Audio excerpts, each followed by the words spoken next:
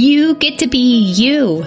Isn't that a liberating thought? Even in motherhood, you get to be you. It's so much more fun when you are. Let's keep calm and mother on. Mothering is way too important to do alone and way too serious to be serious all the time. My name is Christy Thomas, and I am here shoulder to shoulder with you, mothering and enjoying life together. This is the podcast where you can focus on being mindful and taking a deep breath with me and learning new things so you can pause and savor the amazing life you already have. I am going to talk today about the cage of comparison. And I feel like it's really important that we label it and we take it apart and we look at it, because like the moment you open your eyes in the morning and you take up your breath and then you maybe touch your phone right away, you are already opening that cage of comparison. You are putting yourself inside of it. Unless you're actively pushing against it, you are putting yourself into the cage of comparison every single time you pick up social media, or when you pick up a parenting book, or even listening to this. And I don't want you to do that. I want you to have permission to be you and to write the manual for you. That's my favorite part of coaching moms and having good conversations and running groups about self-care, is seeing the heart shift. The moment where a mom is like, oh, wait, like I didn't need permission to do it this way. I can just be me. And like, there's no dishwasher police. There's no vacuum line police. There's no police about exactly how the meals are, right? Like, you're not going to get in trouble for certain things, but we have these standards that we are afraid to push back on. And because we're comparing ourselves to someone else. To someone else that we don't actually know the whole story of, or someone else that we think is an expert, or someone else that is dead and we're like doing rosy glasses of, right? And we're putting a much better twist on life than what it was. Like, how many people actually want to go back to live like how pioneers live? I do not. But there's a whole tribe of people on social media who really want to live like how pioneers did. And if you love homesteading, I am glad for you. But I know that that is not my vibe. And if it's yours, fantastic. I hope you choose it with a whole heart. But let's pause and get back. Let's get back to talking about comparison. So we're able to choose with our full, open, soft hearts, to have communication with full, open, soft hearts, to build relationships with full, open, soft hearts. Because when we're comparing, we are building a cage for ourselves, or we're helping build a cage for someone else. And then we line up those cages in pretty little circles and make ourselves so that like we don't let other people in. So here's the goal. No more cages and no more circles. I only want to build horseshoes. Like, if you're here listening, if you've stumbled upon this podcast, Keep Calm, Mother On, you are in my horseshoe and you don't even know it yet. Okay? You are here and I'm here for a relationship with you. So let's get started. Is it true that there is no one just like you here on earth? Even if you're a twin, right?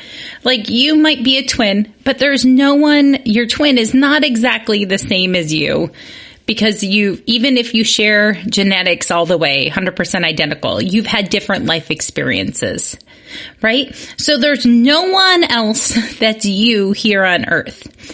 But every time you pause and you compare yourself to another human, dead or alive, you are building a cage for yourself. You're trapping yourself into this little box because there's no one like you You can't compare yourself to anyone else. And it's normal to do. But there is going to be always someone better than you. Is that shocking to hear? There's always going to be someone better than you. And I think the easiest way to see this is with athletic milestones, right? I don't know if you've ever studied the history of running and the 4-minute mile, but it's really an amazing story that when the 4-minute mile was finally broken, it was broken multiple times, back to back to back to back. Okay? As soon as it got broken, then we knew that we could do it. People were comparing, and there was going to be someone who could do it better. Also, so records are meant to be broken. There's always someone better. Also, we live in a time of technology. Better or worse, right? Chat GPT or chat whatever it is, the AI, the new smartphones every year, everything is constantly changing and getting better. Okay? Technology is always changing. So you're always falling behind with the new comparisons, right? There's always going to be the next milestone that you could reach. And it's okay to acknowledge that, right? Because you are an individual. So this summer, I offer you a challenge, maybe a sabbatical challenge, to take a break from comparing yourself and to just notice when you want to compare yourself to other moms. Notice, what are they better at? Why does that matter to you? And then focus back on what you can actually work on. Like if you're jealous because this mom has an amazing meal system, you're jealous because she seems to never yell at her kids, you're jealous because of date nights or whatever it is, right? You're jealous that her kid practices the piano for 3 hours a day. She's really good at structure. You're jealous of her income. You're jealous of, you can compare your life away. Whatever it is though, pause. So instead of saying something negative, pause and just write a little note on your phone. Why does that bother you? What does it matter to you? Like, why does it matter to you? And then if you give yourself some time digging into that, can you focus on one thing that could move you closer to having that yourself? Because really, all you can compare yourself to is you. If you've ever ran a race and you're like a mid to back of the pack runner, you know that, right? Like all the run walkers, you know they're only comparing themselves to themselves. There's no way I'm going to run a 5K and win unless I'm comparing my old 5K times. And that's great because then I get to throw away the key of the cage of comparison that I've locked myself in with. When I'm only trying to be a little bit better than yesterday or a little bit better than 5 minutes ago, I can do that easily. You can do that easily because in order to just be a little bit better, you get to be a little bit more honest. You get to be a little bit softer. You get to be a little bit more just good enough. Instead of trapped in comparison and perfectionism. Yeah. There's a whole tribe of us moms that are pushing back on what it means to be the perfect mom and to keep up with it all. And I feel like we've kind of built the cages for each other. So I'm standing outside here, passing out keys for you. So you can notice and ask yourself, am I a little bit better today? at the things that actually matter to me. And sometimes you'll find out that you're not. You're not better today than I was yesterday. I'm not better than I was 5 minutes ago. And that is absolutely normal too. That might mean that I have pushed too hard. I have done too much work, and I have brought myself to a point of exhaustion that I am unable to recover from. It could be that the person that I think I want to be, my comparison idol, isn't actually what my heart wants. And so I can't keep making forward progress because it's not actually where I want to go. So I'm asking you this summer to slow down, I know, and to take a deep breath and to let yourself out of the comparison game. Let's take a comparison sabbatical. Because you are an individual. And I am so glad that you are here on earth. I cannot overstate it. Like, your voice is important.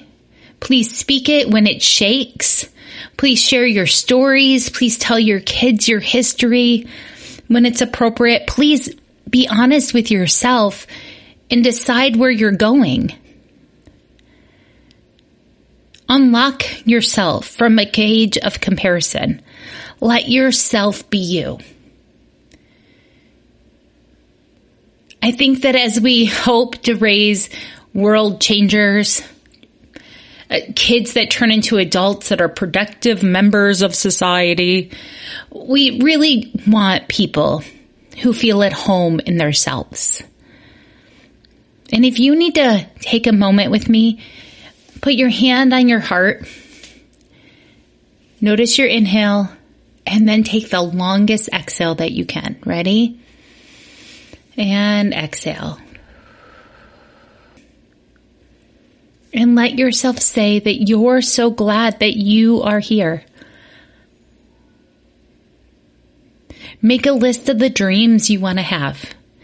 Find a coach if you need one. But there's no point in comparing yourself to anyone else because it's not effective. It's not effective.